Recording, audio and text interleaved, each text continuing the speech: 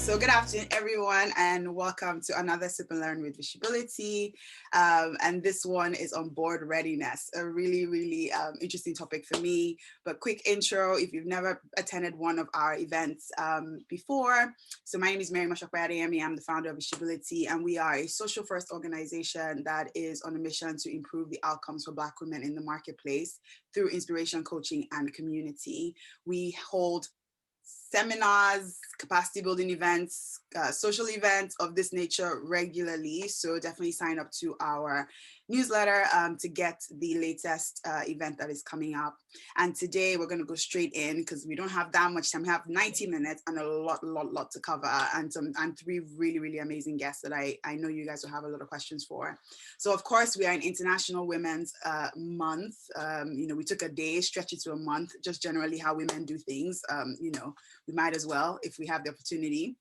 And so we've been talking about choose to challenge, which is the theme really for this month. And there are many ways we could have, commemorated this month.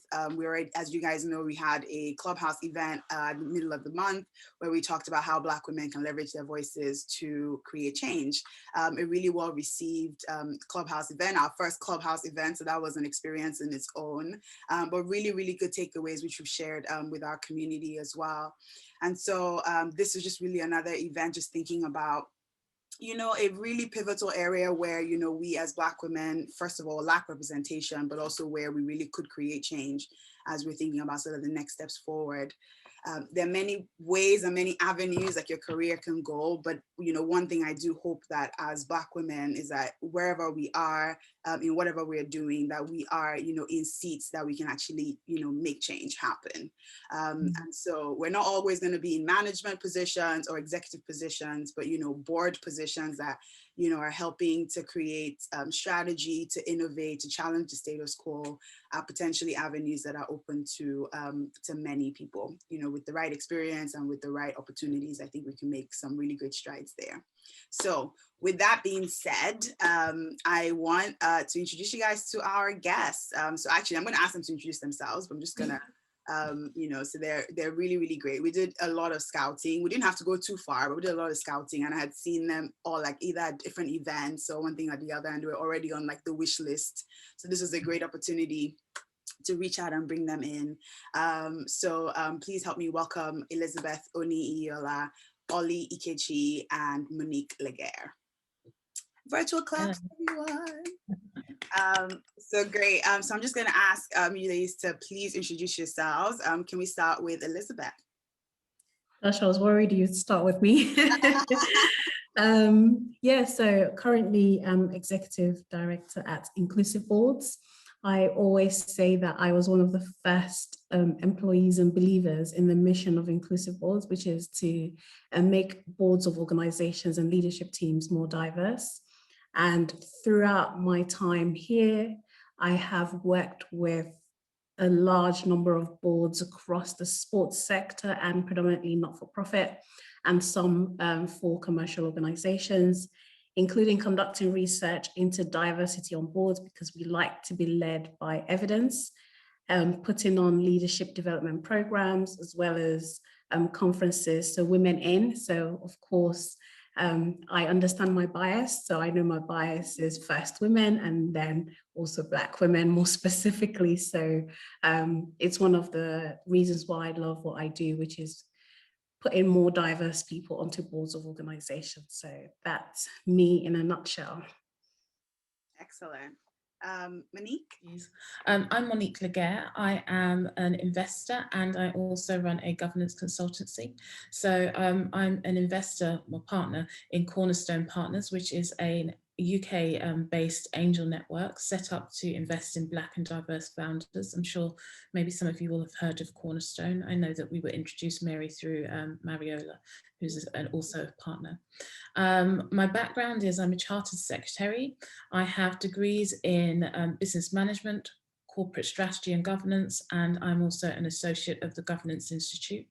In terms of how I come into the board space, I marry my academics with my experience. So I've spent many years working with the boards of UK PLCs and private companies, and I now run a governance consultancy supporting my UK-based clients. Well, they're international clients, but they have UK-based interests, and I help them with their company, anything to do with the Companies Act, and also advising on governance matters. I was previously a trustee of the Apples and Pears Foundation, and I was also a mentor via the ADAB Trust, and I set up Board Apprentice BAME to help improve ethnic diversity in UK boardrooms. And Board Apprentice BAME is a franchise of Board Apprentice, which was set up by Charlotte Vallor some time ago to help improve all forms of diversity. Definitely not the least, Ollie. Hey, yeah, so nice to be here firstly. So Oluchi Ikechi, my corporate role is working at Accenture, a management consultancy firm, and I am a partner there, and I look after anything around mergers, and as I also lead our innovation agenda for capital markets, so working with a number of startup organisations and trying to either get them onto our accelerator program, but also increase the diversity that we see through some of those startups, and really making sure that we give opportunity to those from more diverse backgrounds, so BAME and also female founders. So certainly a link with some of the panelists here. Outside of Accenture, I also do a lot of work in the kind of innovation and the diversity and inclusion space, and I guess more relevant for this discussion is my role with Business in the Community. Business in the Community are a non-for-profit organisation you may have heard of. They focus in the UK, and they really work with a number of businesses supporting the community across the UK. So really what it says on the tin. I'm part of the London board, and that was a board that was reformed last year. And within the London board, we have a number of subcommittees, and actually one of them is around diversity and inclusion, something that I was really keen to spearhead and champion. So our focus as a London board is fourfold. We've got 4 big topics, but again, I think probably more relevant for this discussion. I'm also very active on our diversity and inclusion subcommittee board as well. So I'm sure we'll get a chance to kind of get into some of the detail. Absolutely. Wow. Okay. So these women definitely do it all. Newborn babies around. I think Monique also has a really young one as well. And so, yeah, we do, motherhood, work, boards, a lot of different things, and still manage to look sane and, beautiful on camera on a Saturday. So definitely super inspired here. Let's go. So we're going to spend the first few minutes just talking about, with our panel, their journey to their various board seats, so advisory roles, why that was important for their career, just kind of understanding that journey personally for them. And then I wanted to make sure we then spent the chunk of our time really talking about more of the intricacies around, actually what do boards do? How can I find a board position? At what point in my career should I be thinking about that? What are some of the responsibilities I would have? How do I manage my time if I'm sitting on a board and it's not a full-time position, and so on and so forth. So, so Monique, Elizabeth, Ollie, when did you decide that, board membership was something you wanted to explore? Or, I know like Monique specifically, you are a company secretary. So it's maybe you've kind of, your career itself is sort of has always been around boards. Yes, yeah, very much so. But, what is the journey for you to the current board seats that you're occupying? Yeah, so for me, I'd say that I kind of fell into board membership just by virtue of being a charter secretary. I started my career at Rathbones, working with high net worth individuals and managing their UK companies for them that were part of wider structures. And so I got a lot of exposure to the administration and kind of running of board meetings as part of my role. The companies that I looked after were quite varied as well. So we were looking after wine exporting companies, companies that bought and sold aircraft, lots of different types of businesses. And so I got to see, you know, a range of industries and kind of activities going on. And so as I progressed throughout my career, I then rose, you know, I was promoted and I took on different roles. But when I got to when I was working at Intertrust, I was asked if I would become a director of a company owned by John Rosher, who was a designer. And so through that, I was having to go to board meetings and obviously having to advise at the same time on governance matters. And then it almost just kind of started from there. So once I'd done that, I took on other directorships, and then my real independent directorship would have been at the Apples and Pears Foundation, which was a charity set up by a guy who used to work at ABN AMRO. And so we would have regular board meetings, and that was very much, you know, my proper independent experience. And then I set up my own business, and through that business, I was also supporting my clients with their board activity as well, sometimes being asked to sit on the board of their companies. More recently, I've become a partner of Cornerstone, and so that again is another company that requires me to attend, not only with my director hat on or my partner hat on, but also as a company secretary as well. So I sometimes am asked to advise on governance matters. So I'd say that my experience is very much based on my jobs that I've had in the past, but also just because I've got that kind of academic background, people draw on me as a resource.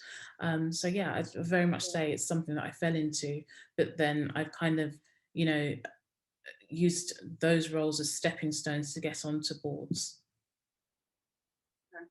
And in your experience, like, is there a specific background that lends itself better to getting board roles or being more effective on? No, I don't think so. As far as I'm concerned, so long as somebody has an understanding of strategy, finance and governance, then those things will lend themselves well to sitting on a board. You don't have to come from a particular industry. You don't have to be an accountant. You don't have to be a lawyer, but you do have to understand, you know, if someone gives you a set of accounts, you need to be able to read them. Now, one of the things that I have to do as a chartered secretary is I have to undertake continuous professional development. And so what I regularly do is I will take an accounting or finance course every few years just to make sure that I'm abreast of, you know, how accounts work, because I'm not doing that every day. And so I'd suggest that if anyone were thinking about, you know, taking on a board role, then they need to ask themselves, well, do I have exposure to strategy? Do I have exposure to, you know, understanding governance? And do I have exposure to maybe looking at financial statements? And if I don't have that, then what can I do to make sure that I get that experience? So within Board Apprentice, for example, we've always asked for people to make sure that they have those three things: strategy, governance, and finance. And if they don't have them, then we provide training on governance matters, or we encourage them to, you know, there are lots of courses that you can do to kind of get up to speed. Yeah, okay, no, that is very helpful. So making notes. Okay, we'll come back to that. So Ollie, what, you know, how did BITC come about, or perhaps maybe any other boards that you were on prior to that? So somewhat different to Monique's experience, clearly. But it came about probably in two ways. So one, actually, my husband is also on a number of boards in the work that he does. And he actually was the one who suggested that I look into getting onto a board, but his roles are probably, or his board position in terms of the things that you were talking about, Monique, it would be similar in the sense that he is on a board for companies as a CFO, as a chief financial officer, and on the boards of startup organizations as well in his industry of private equity.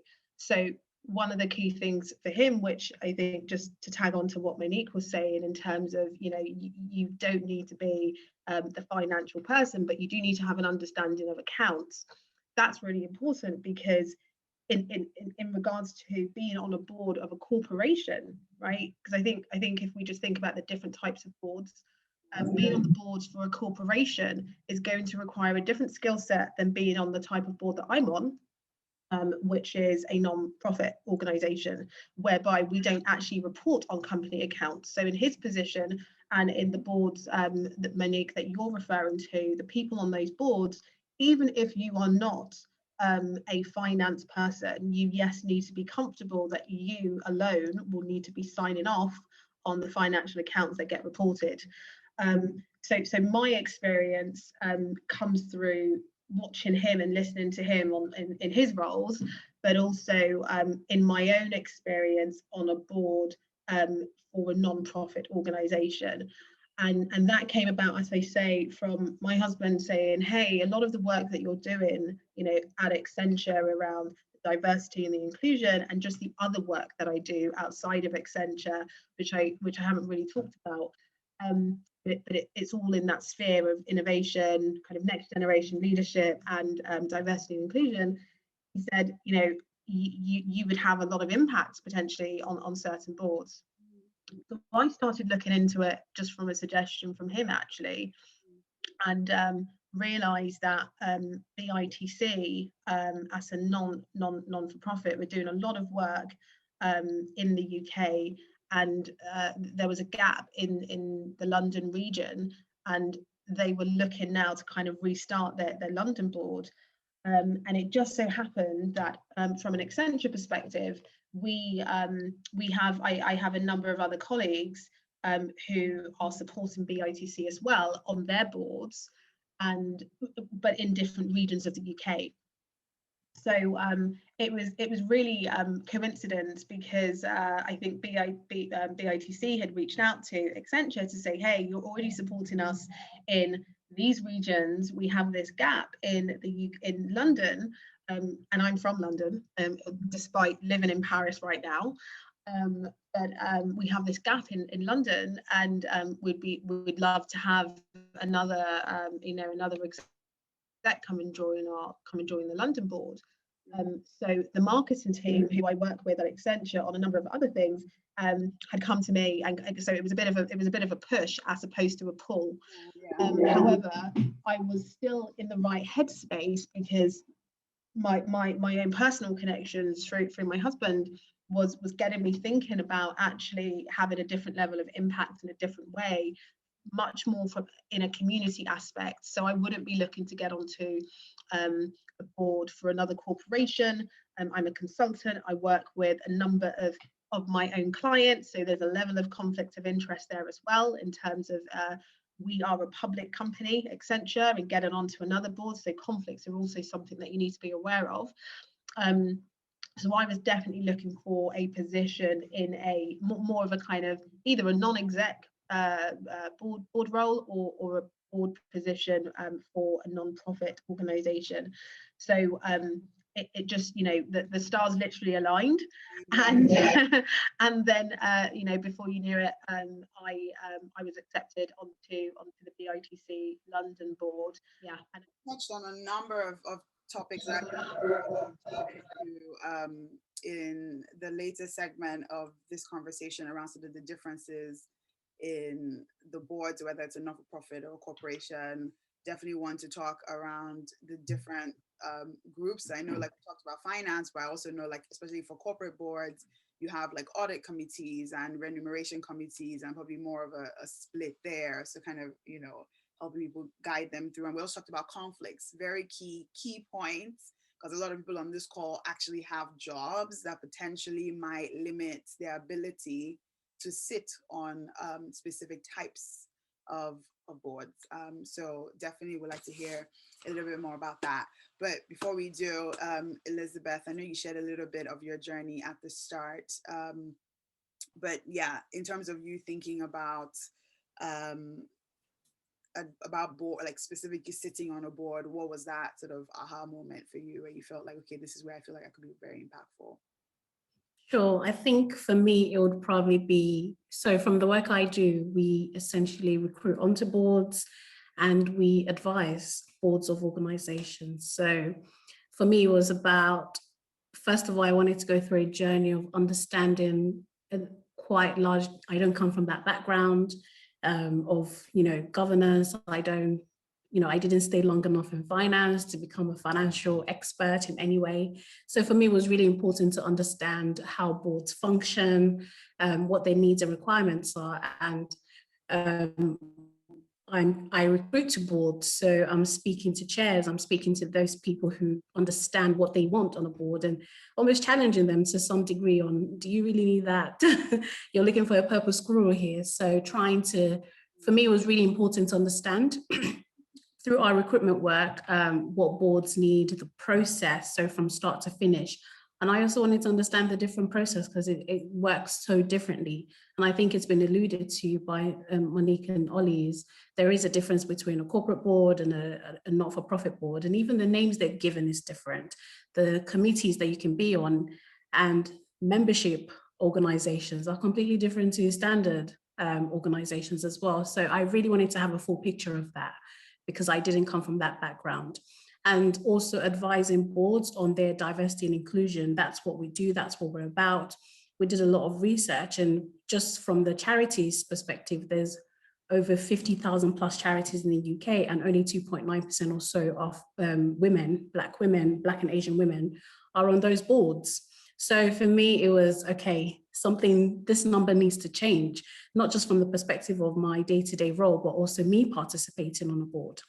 And I understand the influence and power that a board holds. Boards are responsible for so many things. And I think we shouldn't just restrict it to just corporate boards and not-for-profit boards, but also school governorship as well is part of being on a board. So there's so many different ways, and that I wanted that knowledge first and foremost so that I can engage in a conversation about it. And through the advisory work, I can say confidently to a chair or anyone interviewing me to say to them, I have worked with over 140 boards. So I understand how boards work. I understand the function, the values, and everything. So I needed that background before I started looking at board opportunities. And also working for a relatively young organization, it was just too busy. And I knew I wouldn't be able to dedicate the time required for a particular board. So I wanted to make sure I would have the time. And over the last year, since the organization is doing well and my role has changed over time, I know now that I can dedicate the time. So it started first through the social arm of our company, being a non-executive director there and understanding some of the challenges that we would face in making decisions and all of the positives and negatives that comes with sitting on a board. And then decided that I wanted to expand and go external from the organization I work with. So I guess to clarify my current role at Which, so Which is UK's largest consumer membership organization. And my role is an independent nominations committee member, which is different to the full board. So I think there's a need to understand that sometimes you don't get recruited automatically to a full board, that you can come at a committee level and then you can still have an impact. So within my role at Which, we are responsible for making decisions on how the board is recruited, so who gets recruited onto the board, the process of the recruitment, sitting in on interviews. So recently just completed a trustee recruitment process. So being involved in recruiting the CEO, the executives of the organization, that's my function within Which. And for me, that is important because I'm all about trying to change the makeup of boards and leadership teams. So for me, it just felt like a natural fit to go into a nominations committee. And equally, I've applied for other nominations committee So I just wanted to explain that for membership organizations, sometimes they don't always put you on the full board because their board members are elected by their members, not always through an external recruitment process. So sometimes you may not be able to, but you can join a committee and it's still as influential, and you can still make tangible changes as a full board. So that's my journey, if I've explained it well. And yeah, I mean, I think definitely the seat that you're occupying piggybacks off the work that you do with inclusive networks anyway. So it's very, very, you explained it perfectly, actually.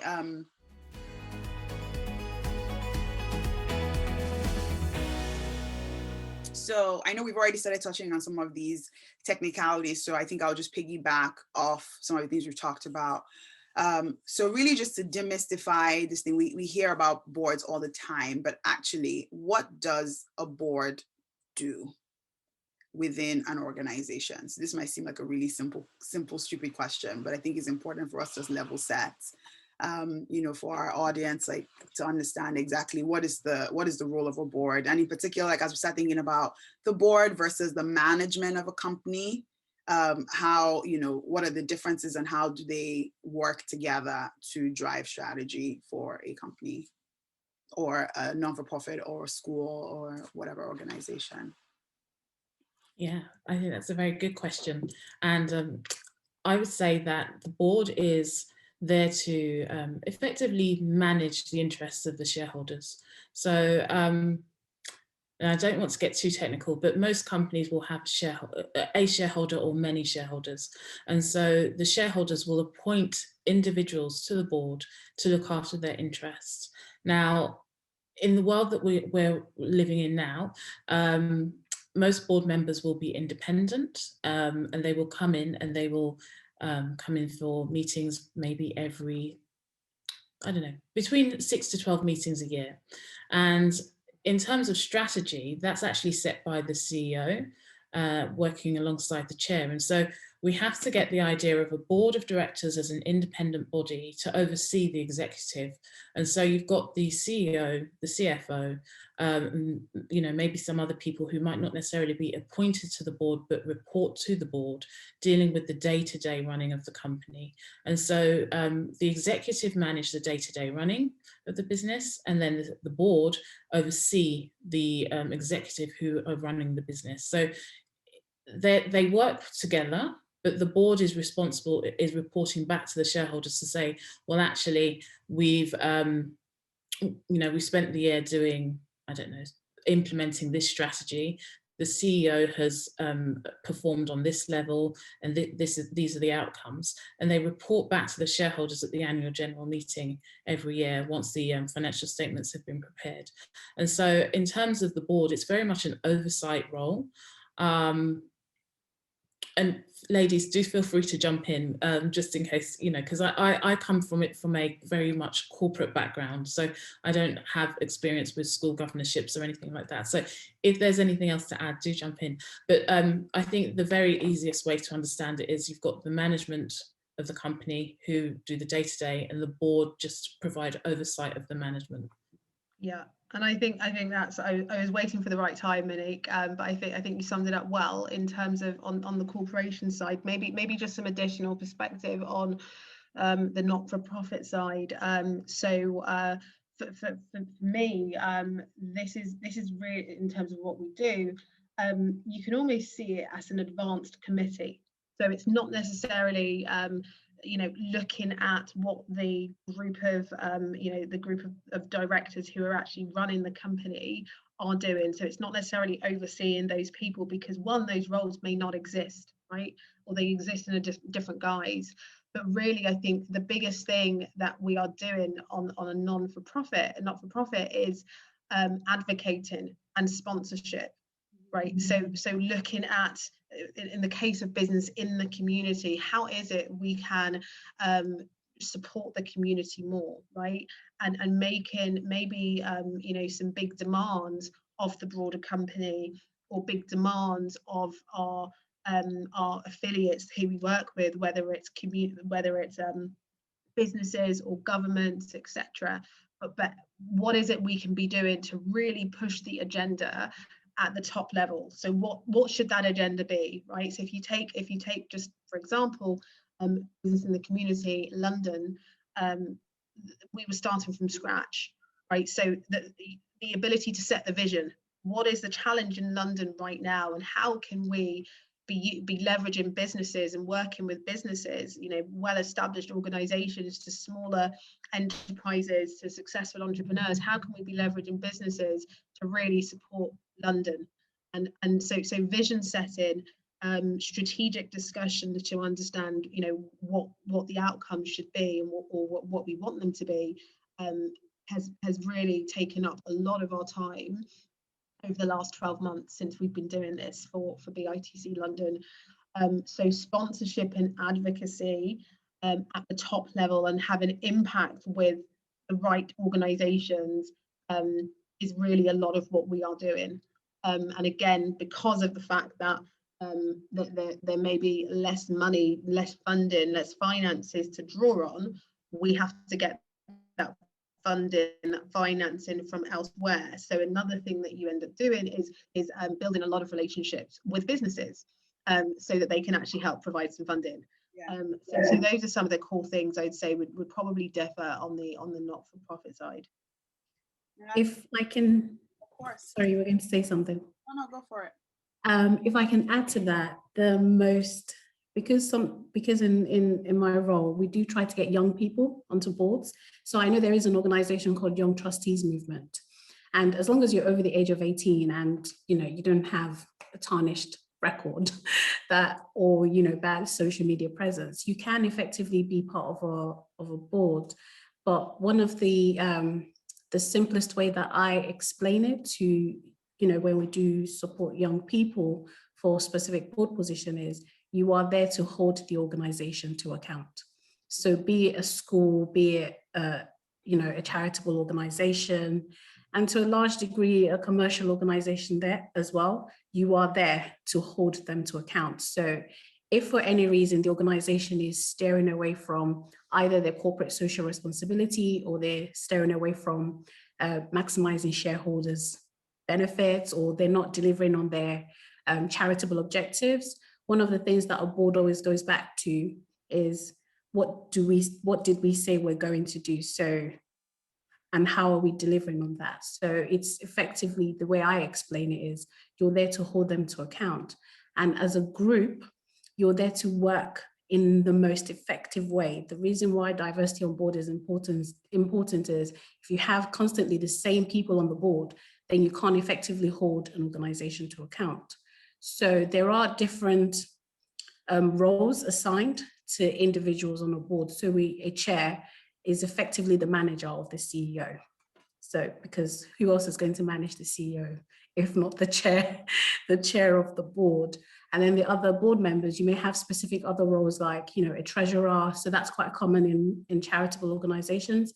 I don't know as much if it's as common in corporate boards, but I do know for charitable organizations, you'd have a treasurer. And then you'd always have someone who understands legal and governance issues on the board as well. So some people are recruited for specific skills and specific expertise.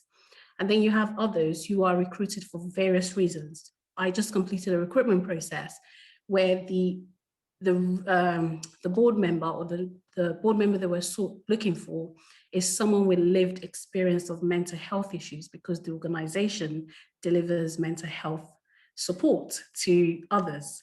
So you don't feel like your skills need to fit into a particular box. I actually was part of a recent application process for an NED role, and they wanted someone who understood what they call urban communities, even though I said urban is probably not the best word to use, but someone who understood inner city communities. And one of the reasons why I didn't get it is because I'm probably far removed from inner city communities in comparison to the person that they selected. So sometimes your skills and experience can lend itself in so many different ways for why you are needed on a board. So to summarize, you're there to hold the organization to account. No, I love the way you put that, especially when you say like the chair is the manager of the CEO. Although I know in certain countries, the chair and the CEO can be the same people. I don't know. There's a whole bad. It's really bad. But if I remember back in school when we used to do governance, I think maybe in the US or something, it was possible. I'm not sure if that has changed now, but then I know they changed it in the UK and so on and so forth. But this is me digging really, really far back. No, but Can I just add one more thing? Just to add there, just to also make it clear, and this has already been expressed, is to say that as a board member, you are there. I think this has been alluded to, is to provide oversight. You are not there to implement the strategy. You're not there to formulate the strategy, but you are there to scrutinize the strategy. You're not there to do the work. I have seen our candidates not be successful because they answered questions in such an operational way rather than in a strategic way. So you're not there to do the work because they've got people employed to do that. Right. No, I that is really, really great input. The question that I have is, at what stage of your professional career do you feel like you have, because I know you mentioned sort of working with young people, but if you're there to scrutinize strategy, it kind of seems like you should have your own real life or, you know, experience. You should have seen a few things to be able to know what is right, what is wrong, what could be, what could not. So like in your experience, what is that sweet spot of your own professional journey that makes you most effective in a board seat? I would say one of the things that makes you most effective on a board seat, I wouldn't say there's necessarily a sweet spot, because I remember for the Royal National Institute of Blind People, which is a 100+ million organization, we recruited a 25-year-old to the board. But the difference between him and maybe someone else was that throughout his college career, his university career, he had been involved in maybe setting up, he had been involved in extracurricular activities. I think he was part of a youth justice board for the police, or just doing so many different things that's shown that he's interested in high-level discussions. So I would say, I wouldn't say that the sweet spot has to be the time. The time commitment is probably way more than 4 board meetings a year or 6, depending on which board you're on. Whatever number they put there, you need to add maybe 4 more, because you do have to read board papers and they take a lot of time, in my experience anyway, to read and then make comments, and then you need to have questions. But I wouldn't say there's necessarily a sweet spot. However, what have you been doing to show that you are interested in a leadership experience or opportunity? Yeah, I would concur. I think, you know, to answer the question, I think somebody's almost asked it as well, in terms of, you know, how do you do this if you don't have management experience? Well, there are ways that you can show other types of experience in terms of just your passion and the impact that you have. And I think it's easier probably to do that for maybe a non-exec board, right, than it would be, you know, you may need to show a bit more than passion for a corporate board, whereby actually, you know, you will be interacting, especially if it's a corporate board for a large organization. You will need to have, you know, a similar level of experience, I'd say, compared to your other board members, yet also showing some diversity in terms of what you bring to the table. So I think the diversity is not only in the things that we would traditionally see as diversity, but it's also diversity in skill set. So if you can bring a different skill set, if you can bring that skill, that experience to the table, then I think that's really important. So I think that the question differs, or the answer differs, based on the type of board that you're going to go onto, right? You know, passion and experience and intent and the ability to really advocate for something, right? And that's the piece that I really talk about when I talk about next generation leadership, leading with impact, as opposed to, hey, I'm a board exec, right? Or this is my title. Actually, if you can lead with impact, if you can navigate change, right, when there's such turmoil, if you can hold other people to account, if you can, you know, challenge a strategy based on the core values that an organization has, if you can be seen as somebody setting the strategy, then of course those are all skills that will be really, really relevant. And to Elizabeth's point, you know, the chap who had been doing this for 10 plus years, I think you said when he was 16, he was 25 when you appointed him, all of that passion and experience he's been building up as he's been you know, studying in his spare time. He's probably formed a good network as well. He's probably a great candidate for somebody. I think Elizabeth, you'd said he had joined it was a charity board. So yeah, a large charity board, a national charity board. There you go. So you can probably give me another example to discount this actually, but what I was going to say is he seems like a great candidate, exactly that, for a non-profit organisation. I would wonder whether, and Elizabeth, it would be great to get your views, given you've worked with a number of different organizations and people recruiting, but I would imagine that it's a different skill set potentially for a corporate board of a large organization, right, versus a corporate board for a smaller organization. So I think that the destination that you have your sights set on will determine the different skills clearly that you're going to need. But I think the one common thing that all of them need is that sense of passion, that sense of commitment, and that sense of being able to challenge where you need to, and being able to put your hand up and say, hey, actually this doesn't sound right, or this isn't what you guys had signed up to. So that ability to also inflict your own kind of stamp on the company, and not be afraid of what some other board members are going to say, because you're there for a particular reason. I think one of the biggest thing I probably would like to demystify is there's a difference between a voluntary board position and a paid board position. I was just about so if you were, sorry? I was just about to ask that. Oh, okay. If you are looking for a paid board position, then the ask is higher. So it's not just, you do need, they would, although we encourage them not to put this in a job pack, which is number of years of experience, because really and truly, if someone has, acquired, they could have acquired that experience in different ways. However, if you are looking for a paid board opportunity, then the ask is higher, and there are so many different ways in which you can show that. So for example, we recruited young people again to a board that's paid, but they had a social purpose. So they were a commercial organization with a social purpose. So the two people recruited were between the ages of 30 and 35, but they were both entrepreneurs. So that particular organization was looking for people who were entrepreneurial, people who had started their own business, and people who could add a lot of value to them in different ways. And the other thing I would like to demystify is you don't always have to target known names. There are so many other organizations out there that are looking for board members that you probably do not know them, you haven't heard of them before. So it's important to look beyond a name. If the experience is what you're after, then you can start in so many different ways, which is why I brought up the governorship in a school, because they do have a say and influence in how a school is run.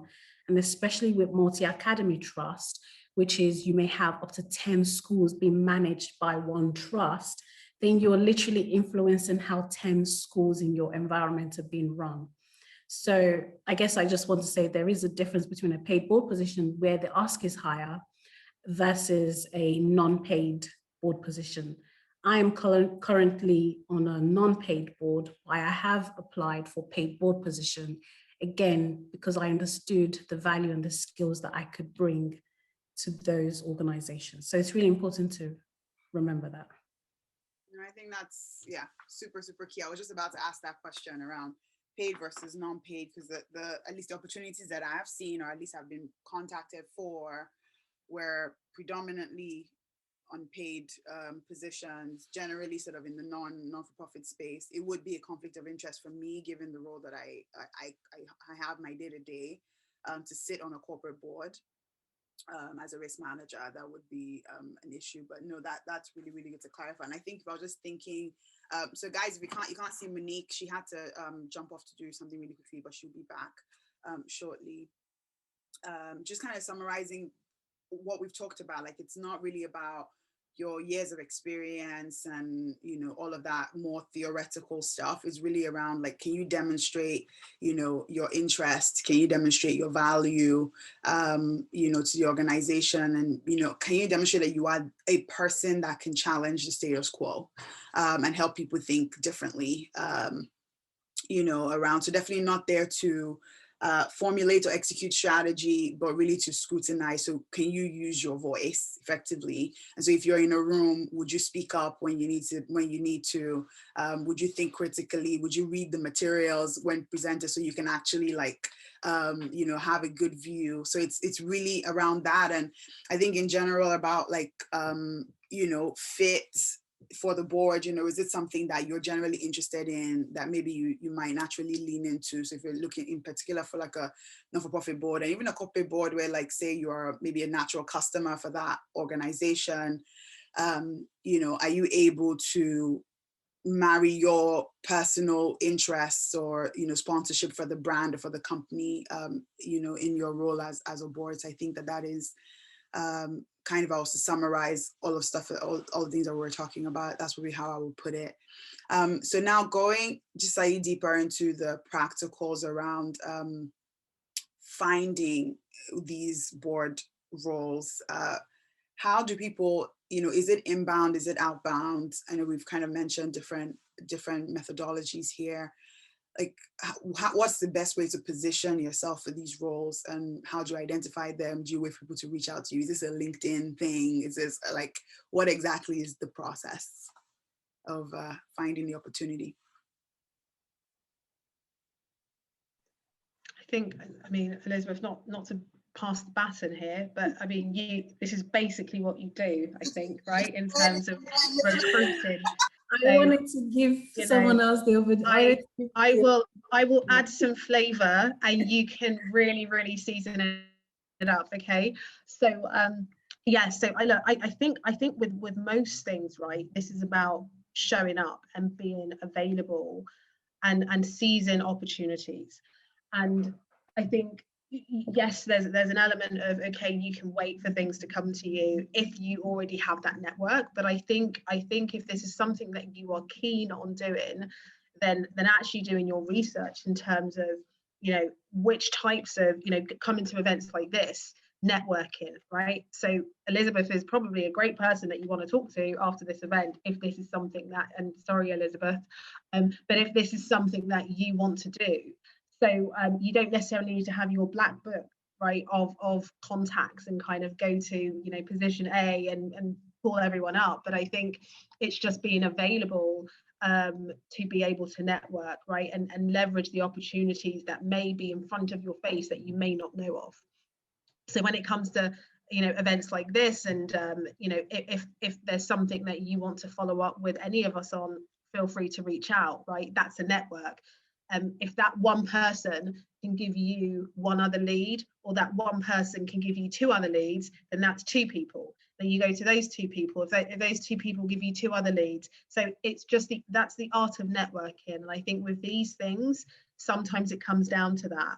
And of course, there will probably be much more specific tools that you could leverage. I'm not sure, Elizabeth, if there's like a central database of how to get onto various positions, various you know, depending on the different type of organization. I think there'll be some things which are pretty insular. Certain corporations will recruit maybe for some positions internally, or will go to specific headhunters who really focus in on recruiting in this area. Find headhunters as well. It's not just finding people who are potentially on boards or potentially the CEOs for smaller organizations, but also the people in recruitment who are recruiting onto these positions. And then just staying connected with people who talk about this topic. So, you know, that's I guess your ability to kind of leverage social media, leverage the internet, right? Look at various hashtags, look at what people are posting, what people are saying, follow certain people who talk about certain things. So I think with most things in business and leadership that I've seen, your ability to network effectively is going to be really important. And if this is something that you are passionate about, then you've got to put the work in. I think, as somebody else said earlier, you know, none of these things just happen to come to you, right? I mentioned, for me, it was much more of a push to me in terms of business in the community. I hadn't thought, okay, I want to go and be on the London Board for Business in the community. I just thought, I've probably got the skills right now to be impactful on a board. But probably through a lot of the other things that I was doing meant that I was then seen as somebody who they were able to reach out to. So all the work that I've done before, and I think it's that level of kind of putting yourself out there, networking and leveraging the opportunities that may exist that you probably don't even know of. But I think being pretty active also in the topic that you want to pursue. And I think having clarity on the skill that you think you can bring to the board, the type of board you think you can support, the type of industry you think you can support, I think that will really help you cement a story, because what you want to do is, you know, communicate and advocate for your story in terms of, this is what I can bring to the board. And as Elizabeth, I think you mentioned earlier, you know, you looked at certain people who had applied to certain positions who were focused so much on the operational element, right? Not the story that you want to hear. So I think being able to really hone in on your story and then know who to go to with that story is really important. Yeah, and I guess I'll start by saying it's important to be open. So in the early stages of, you know, the reality is, once some people retire or before they retire, they become portfolio board members or portfolio neds. And literally after they retired, the only income they have is by sitting on boards of organizations. It's perfectly possible now, if that's your trajectory. And for me, really and truly, that is my final trajectory, which is to become a portfolio ned. It's to, first of all, be open-minded to how you're going to acquire those experiences and skills. I like to give examples. I've got a prospective candidate who constantly emails me and says, I'm looking for opportunities. And I say, oh, we've got this one. She's like, no, I'm looking for paid opportunities, but she's never sat on a board. Although she's a councillor of her local borough, but she's never sat on a board, but she's adamant she only wants paid opportunities, which brings her pool of opportunities down to this. So it's really important to ask yourself, how open-minded am I to, you know, at least starting from a voluntary basis, first and foremost. Not saying you can't get the paid roles, it's just, how do you show that organization that, hey, I've acquired this experience, or I understand governance or board membership. The other practical things is, LinkedIn is so amazing. I know because we use LinkedIn Recruiter, so we are constantly, although we don't depend just on LinkedIn, LinkedIn is a great way. First, for looking for opportunities, because they do. LinkedIn basically, I believe it extracts a lot of board opportunities on other websites and put it on their own website. And also, although this function hasn't been rolled out to everyone, but on LinkedIn, there is a button that allows you to say you are open to not-for-profit boards. So I don't know if you've ever gone on someone else's LinkedIn profile and you've seen that they say, I'm open to consulting, I'm open to advisory, I'm open to joining a not-for-profit board. For the recruiters in my team, yeah, they haven't rolled it out UK-wide. I've asked many times. They say they're in beta mode or whatever. It's really frustrating. Yes, I use I'm hiring one when I'm hiring for my team. I've seen open to work. I haven't seen that other one around it, but that would be great. It is. Other people have it, which is really frustrating for me.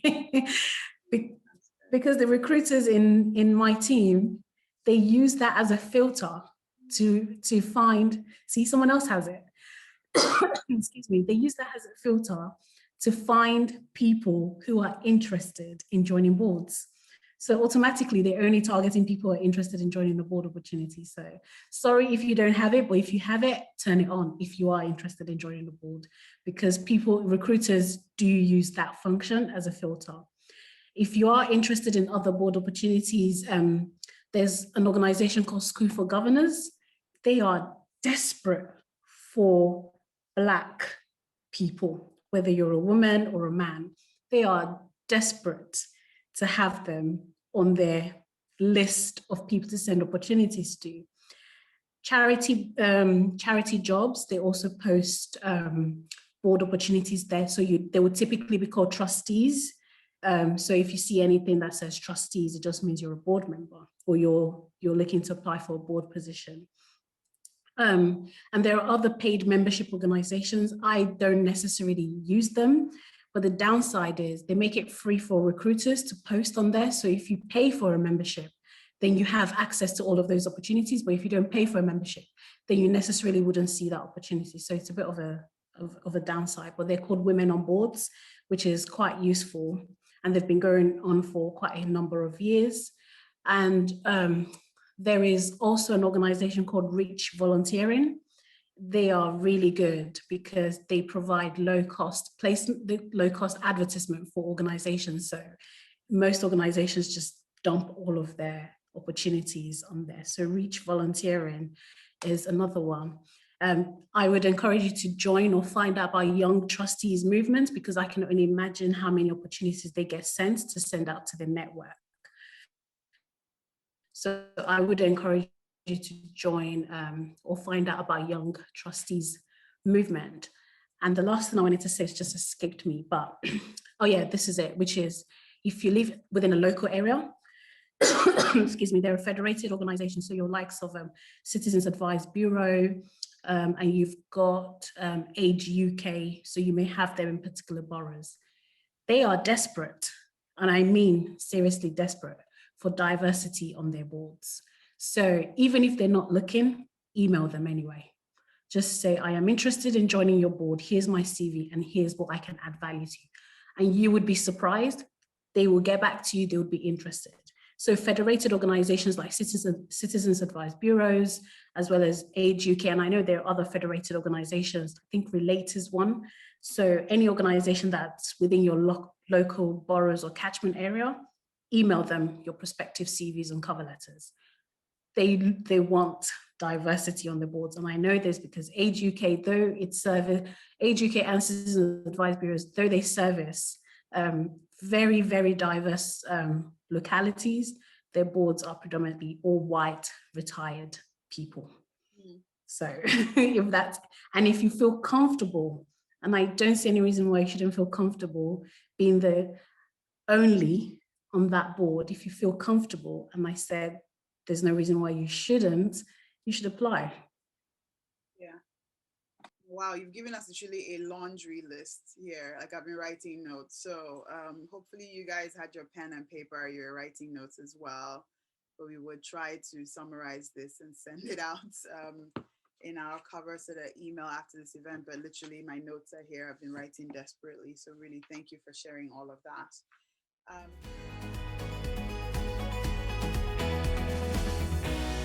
Two quick questions for me, and then I would like to open it up for the audience to see if we have any other questions. Is what is the, I guess, time commitment, not just in terms of the daily work, but also like how long what's the tenure of a board position? And say like if you commit, how long are you actually committing for? So when you say yes, you know, can you get out of it in 6 months or a year, or, you know, like how committed, you know, all of that. Yeah, maybe that, if you can share some perspectives there.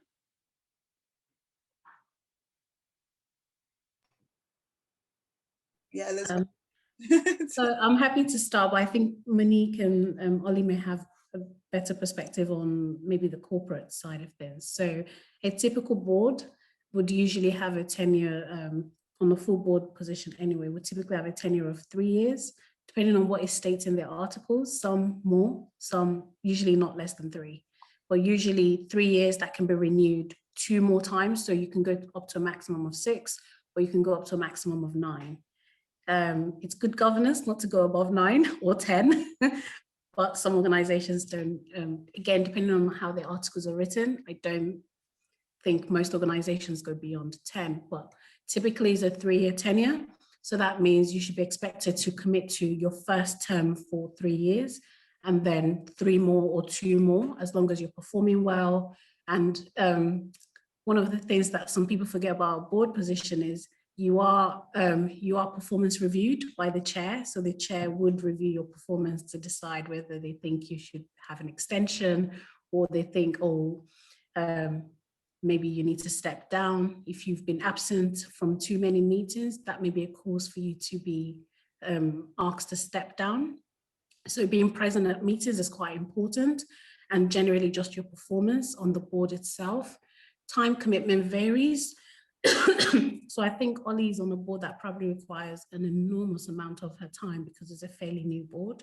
So we do find that new boards tend to require maybe 2 to 3 days a month. It may not sound like a lot, but that's a lot, especially if you have your your day job as well as other activities. It is an awful lot of things to be doing.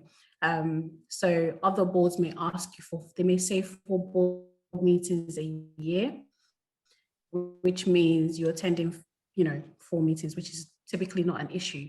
But what they don't tell you is the board papers, depending on how long they are, 44 pages, sometimes 50. The lowest I've seen is 17. You do want to read all of it so that you can make a contribution in the meetings. So reading board papers does tend to take up a fair amount of your time. I end up reading them twice, 1, just to scan through it, 2, just to go through every single line, because you do want to make comments on either spelling mistakes. So if they haven't noted something you said in a previous meeting, you want to make sure it's in that meeting, because that's essentially your audit trail. So the time commitment, it is important, especially attending board meetings, because they're not all inclusive. Some board meetings take place daytime. Some board meetings take place in the evenings.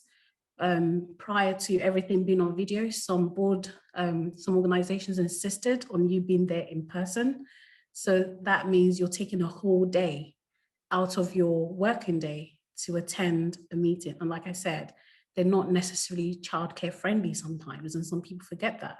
So yeah, it's something we tell them to consider, but again, not all organizations are there. But I think Ollie and Monique will be able to give insight into others. I definitely agree with that time commitment comment, because I recall speaking to a Ned who had taken on a position at Rathbones, and I had dropped her a note and I said, what was the one thing that you hadn't really appreciated before taking on this position? And she said that it was a time commitment. So in my experience, I've worked for Standard Chartered and also Santander, and I've worked with the board of Standard Chartered, and then mainly with committees within Santander, and then some of their larger subsidiary boards as well. So the time commitment is definitely something that you need to consider. So if you're doing a board meeting and you're also sitting on a committee, then you need to think to yourself, well, I'm going to get probably 6 board packs, between 6 to 12 board packs a year for my board. And then I'm going to get maybe 4 to 6 for my committee. So you need to think about, how am I going to find the time to read this pack, which I've sent out packs which have been 300 pages long. And if you, that's not, and it depends on the company. Some companies have limits on the number of pages that will be in a pack, but sometimes it's unavoidable. So you might send something that's 300 pages long, and then that the board are going to come in next week to have a board meeting, so they have to read it, understand it, and sometimes you'll get certain board members who come back with questions that you then have to send to the business and provide a response to that board member. So it's very labor intensive, and I think a lot of people go into that without appreciating just how labor intensive it is. And then of course you have to go to the board meeting, and often the good directors will have annotated their board pack. And you can always see which ones have really taken the time to read the packs, because you look over the shoulder, things are highlighted, they've got notes down the side of the page. So I would say the time commitments is very, very important. And like Elizabeth said, not very child friendly. So a lot of the time there'll be pre-meetings, and those pre-meetings might take place at 7:30 in the morning. and then you might have the main audit committee or risk committee or whatever it is meeting after the pre-meeting, and then you might have a board meeting following that. So you're having to take out a whole day. In terms of strategy days, you might have to take out a few days for those. So it's not like, you know, you just pip up to the board meeting and that's it. You've got to really take the time to read the packs, be prepared to, you know, probe and ask questions, and you know, possibly receive responses from the executive team that you will then have to read through and digest. You also have to stay abreast of current affairs as well. So, you know, you go to board meetings, you need to know what's going on in your industry. So for instance, if you work for a bank, you will want to understand and speak to other NEDs on boards of banks, and understand what is impacting the industry and how any matters are being dealt with. In addition to the normal company meetings, you may be requested to go and sit and talk to the FRC, sorry, not the FRC, the FCA. It's been a long day. You may be required to speak to the FCA at some point if you're, say, audit committee chair. You know, so you've got to really bear that in mind. But then on the flip side, these people get paid quite a lot. So I always say, I remember looking at appointment letters and, you know, setting out the salary that they get or the payments that they get. And, you know, if you're sitting on a board, you get X amount, which is a large amount. And then if you're sitting on an additional committee, you get another amount for that. And if you're chair, you get another amount for that. So you are paid for your time. You're definitely paid for your time. So yeah, I'd say time commitment and just really understanding what you're getting yourself involved with. And when Monique was away, we did talk about pro bono, or like, I guess, non-paid roles versus paid roles. Mm-hmm. I guess what Monique is saying is, like, for the roles that are paid, that are typically maybe on corporate boards, they are well paid. Yeah. And to kind of go back to what Elizabeth was talking about before, there are people whose actual career is as like what we call a portfolio NED. So they basically sit on a few months ago, we had Yetunde join us here on viSHEbility, and she's a portfolio NED. So if you can remember back to that session, she basically sits on a number of boards, and that's how she gets paid and how she earns her income. So yeah. Very nice. Great. All right. No, look, lovely. There's a lot of information here, a lot of information, but I did want to stop and just see if there are any questions from the audience. So if you have questions, you can either type it in the chat or feel free to unmute yourself and just ask.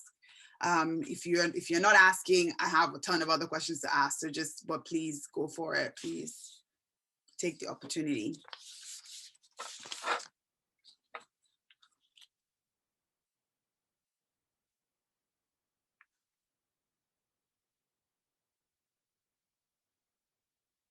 Okay, fine. So if there are no questions, so I wanted to spend a bit of time talking about, well, one, is there any like sort of training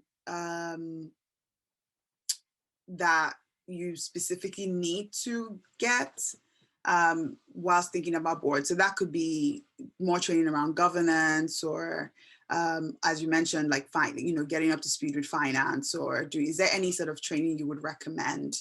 Maybe ones that you might have taken or you've at least seen that you think people should, in terms of as you prepare to potentially explore some of these. Is there anything you would advise? So there are directorship qualifications that I think the IOD have provide training. I know the Governance Institute also provide training.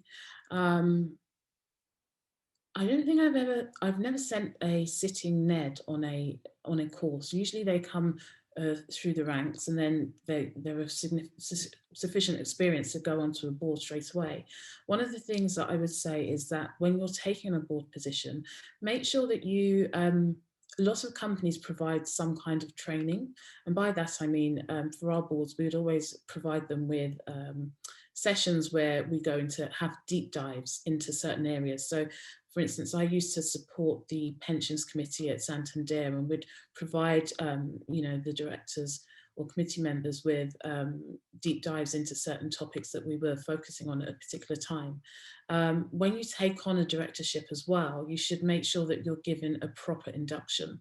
That's really important. So when you're doing that induction, the company secretary or somebody that's responsible for inducting you, they will provide you with a schedule of things that you need to know. They'll provide you with most likely the governance framework, and then they'll make sure that you have a series of meetings with various individuals within the firm or the organisation that you're working for, and those meetings are supposed to help you understand the business better. I'd say that most directors I come across, again, very well read, keeping abreast of current affairs, and again, keeping in touch with the industry as well.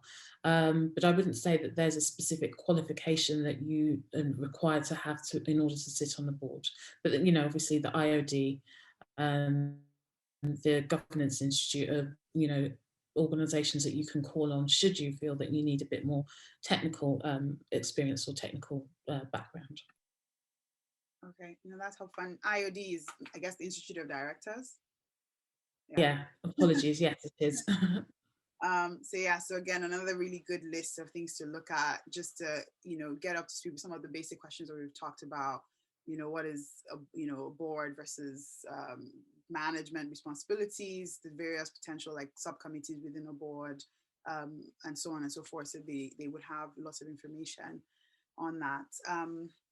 So as we are thinking, I think Susan is just looking at the chat. She says on the subject of courses, there's also an FT non-executive director diploma. So thanks for sharing that, Susan, in the chat room. So that's probably another thing we can take a look at if it's something that you're serious about doing and you really want to equip yourself. And you think that that's a good way to do it. Definitely take a look at some of these resources. And so I wanted to start winding down really on this conversation, which has just been really, really just, practical and very, very helpful, on what has surprised you as you guys have joined boards, perhaps from what you thought it would be to what actually really is. Is there anything that has particularly surprised you? And then in particular, as Black women on these boards and in these positions where you need to speak up, what has your experience been? Do you feel like organizations are receptive to your voice? Do you feel like you have to lean in a lot more? Where do you really see that impact being shaped, in particular, as Black women within the organizations? Now, can I answer the first question? What has surprised me? Yeah, of course. So I'm going to just be very honest here, but there was a saying, I sometimes read around board governance and just companies in general, and there was a saying, not all psychopaths are in prison, some are in the boardroom. Now, I read an article, I think it was in Forbes, about the dark triad. So that's psychopaths, narcissists, and people who have Machiavellian traits.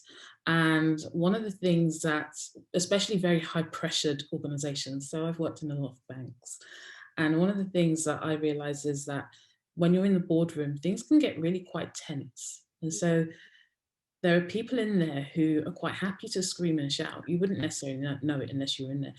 Quite happy to scream and shout, and there's a reason why sometimes they're kind of elbowing people out of the way to get to the top.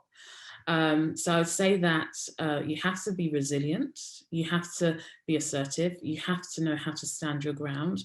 And this isn't all boardrooms, just some, but that's something that surprised me. So yeah, I'd say if you're going into the boardroom, be prepared that there might be a few people in the room who are maybe on the dark triad. You should all Google it, just so that you have that in your back pocket. When you encounter these people, you know what you're dealing with, because I've seen it happen more than once. Yeah, so that's one of my biggest surprises. In terms of being a Black woman in the boardroom, we definitely belong there. We've worked for for all that we've achieved, we've worked very hard for. And so I think there is no reason why we cannot be, valuable members of the boardroom.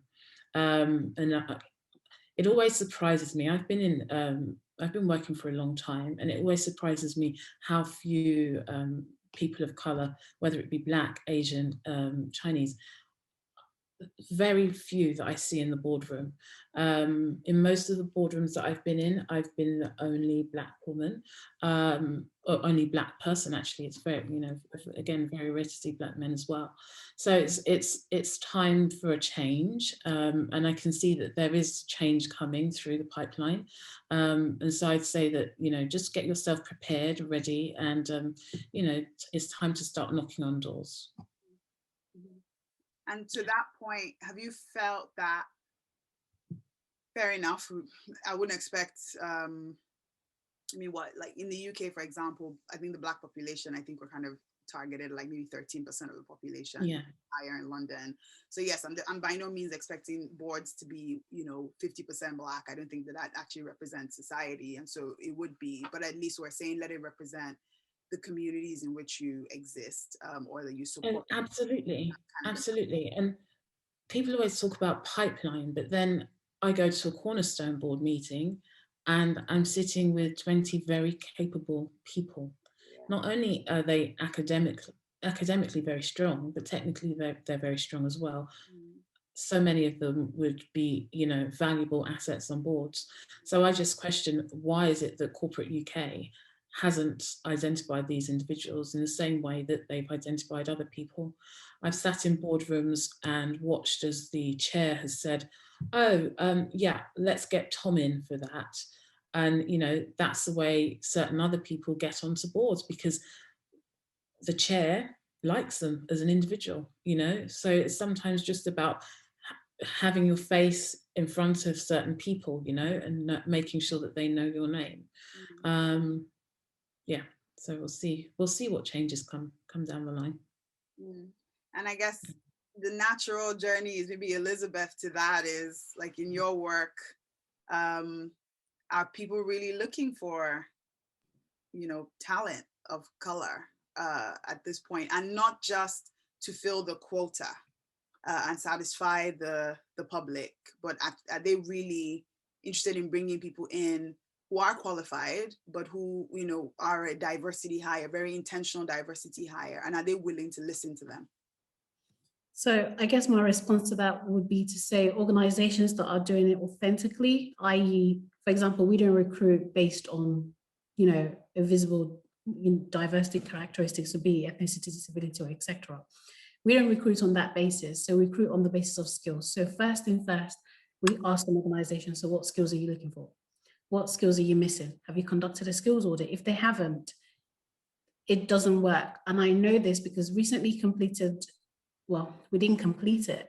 So recently worked with an organization that did, so off the back of Black Lives Matter movement, the organization got in a consultant, and the consultant told them that their next hire to their board needed to be a Black person. Like, they were that specific. So the organization came to us, although it didn't say specifically they wanted a Black person, but that had been the intention from the very beginning. So every time we presented candidates to them who were diverse enough, i.e. they were women, because they've got a board of 7, there's only one woman. So they need gender diversity on their board. They kept saying, no, these are not suitable, these are not suitable. We went back out again. By the time we were presenting the candidates, and they recruited a Black woman who's the head of D&I. The woman then said, they want Black people. And we said, that's not possible, because first of all, the skills that you're looking for is so specific, and the seniority level is so specific that what you're asking for is, it's not that it's impossible, that there are just a few of them, and they've already been targeted by other organizations. So it's not going to work. So basically what I'm trying to say is organizations that recruit based on ethnicity first or visible diversity, they haven't got it right. They haven't been successful. However, organizations that are doing it authentically, and we know when it's authentic because they're open to suggestions, they're open to feedback, they've always found the right candidate. a Black woman was just recruited to the board of the National Archives. Prior to her, it's an all-white board. So we know that the organizations that want to do authentically, we know that the organizations that are looking for genuine diversity. I can give you so many examples of organizations that we've worked with in the last year that have either appointed a Black woman, or they've appointed someone from a different ethnicity, they've appointed a disabled person, someone from a different sexual orientation. I can give you so many examples. So there are organizations out there that are not looking for you just because you're Black, which is why I've said, feel comfortable being the only one. And as long as you remember all of the things that Monique has said, you will be successful on that board.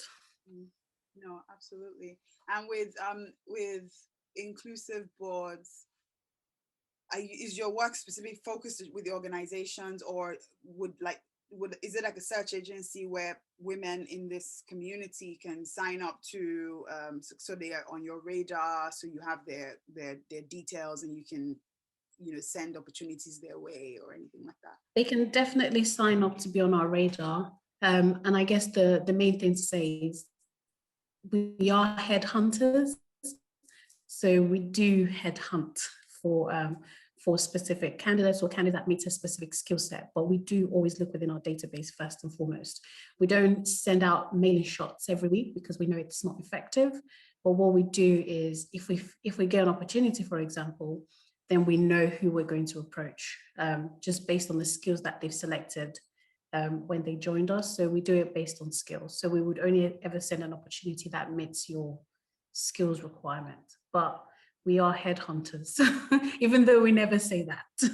No, really excellent. Okay, great. So I guess, Ollie, just kind of ending with you, I guess, is your experience, being a Black woman on boards, and maybe even also in your role with Accenture at a partner level. Obviously, I'm expecting there are not many that look like you in those rooms. For me, it's really, I understand the direction we're going in and the direction that, everyone is trying to drive to, but are people willing to listen? When you actually speak, are people stopping to listen? You got to make them listen. I think part of this is the belief and the mindset, right? And as I've just been listening to the talk, one thing that comes to my mind is, one of the questions earlier was, how do I train myself for this? It's similar to being an effective leader. I think it's important, particularly given that we are from the BAME community, that when we are looking for these positions, we're looking to get onto these positions to use our voice and to have a voice, right? And not necessarily to be the quota and to fill the seat or to tick the box and just to say, hey, yeah, I've done it, I've got on this board, but actually you're adding no content value. And a lot of the times, if you allow them to, certain people who are looking, and this isn't aimed at you, Elizabeth, but certain people who are looking to fill these roles, and I've had headhunters approach me for corporate positions elsewhere, or to do an interview or something, and it's just so clear when it's not authentic, right? And I shut that down, because if you allow that to be the narrative, then you will be in that position, as the it's very typical now, but as the kind of head of diversity or the head of inclusion or the head of HR, right, as opposed to being there for anything around content. And I think where I see our people, we have more people in those kind of supporting administrative roles as opposed to really forceful leadership roles from a business perspective. And I think you can be impactful in either, but I'd like to see us doing more on the latter, I think it was that I said. And as I say, it's not to diminish any other role, but I think it's important that we look to change our own narrative and we give ourselves that ability to. So when it comes to, do people stand up and listen, you make them listen. I remember being in senior kind of leadership meetings with my clients, where a number of them are on board for a particular entity of the organization, and we're looking to completely restructure how they're organized. Just thinking, looking around the room and saying, I'm the only female in this room, let alone the only Black female in this room. And that there's a sense of I'm here because I have something valuable to contribute towards. And if you don't believe that, nobody else will. So the first journey is believing that you have something valuable to contribute and say. The second bit of that journey is convincing the other person, right? And having you know, that kind of confidence when you are actually delivering whatever message that you need to deliver. So your ability to put your hand up and you know, challenge another board member. Before coming on here, I said to my husband, is there anything actually that you would say, because he's, you know, he's on so many boards. And you know, one of the things he said, and I think people have already alluded to it, but the thing that's sticking out for me as well is making sure you're not you're not going to be swallowed up by the other person, right? Especially where you have, I think Monique mentioned it, where you have a lot of potentially conflicting priorities even on the board, and you have a lot of challenging personalities and yeah, I mean, challenging personalities is one way to put it. So making sure that in that environment, and I think for you know, as a Black female in finance, and in not just finance but working with investment banks, where you see that there are less people who look like us in certain roles, it's really important to make sure that we have a voice. And you've got to believe it. So for me, mindset is the biggest thing to get you through, you know, in our position, and to encourage more and more of us to be in those positions. You can believe it. I truly believe that the first step to changing the world is to believe in that you can change the world. So yes, if you don't see that other person who looks like you, believe that you will be the first, and that you will get some other people up the ranks through with you as well. Wow, I don't know. I think it's an appropriate note to kind of wrap up the conversation than really on that. Just, you know, believe in yourself, and if you don't see others, believe that you can be the first, and then you take the responsibility to open up the doors for others. I think we've said a lot. I'm going to listen to this recording over and over and actually try to pull out some really good points that we've made. I think we've talked about a lot of things, talked about obviously individual journeys. We've talked about the intricacies of the board, how it's set up, how to find opportunities, how to prepare yourself potentially, you know, how to become somebody who is valuable and who can speak up, and finding kind of courage to do that. And that's really what this International Women's Month has really been about, like being someone who chooses to challenge. And I love that theme, because it really is a choice, because we are always in many rooms and we can just be quiet. But in particular, I think we as women, firstly, and then we as Black women also, very importantly, we have to be super intentional about saying, no, we're here and we have something to contribute, and our perspective matters. And so at every point when you're about to just, you know, curl up and not say anything because of all these really big personalities and all of that, that we actually in that moment, we choose to challenge and choose to kind of, you know, make sure like there's another voice on the table that is, you know, offering respectful but dissenting opinion, you know, where necessary.